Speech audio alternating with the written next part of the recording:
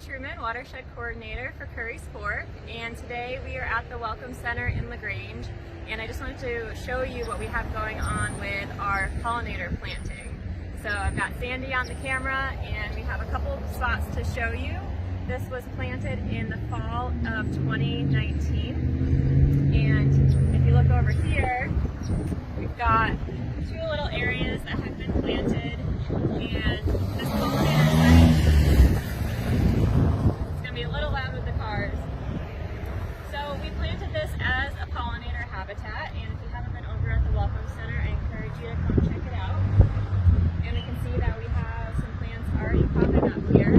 One thing I wanted to talk about was the difference between traditional landscaping and pollinator habitat using native plants. So if we can go over here. So we can see here we have plants that are starting to pop up, and when it comes to traditional landscaping, we're really concerned with things looking nice and neat and tidy.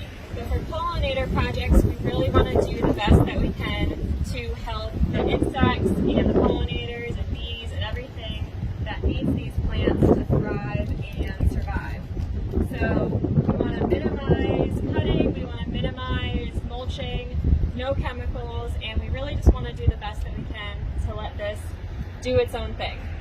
So there's really like a push and a pull with maintenance and wanting to make things neat and tidy, and then just leaving things as they are. So we're trying to find that balance right now. So we can see that this area has been mulched. Luckily these plants are really strong and they're doing great. In general, pollinator plants are native plants. They don't really need any maintenance. We don't need to fertilize them.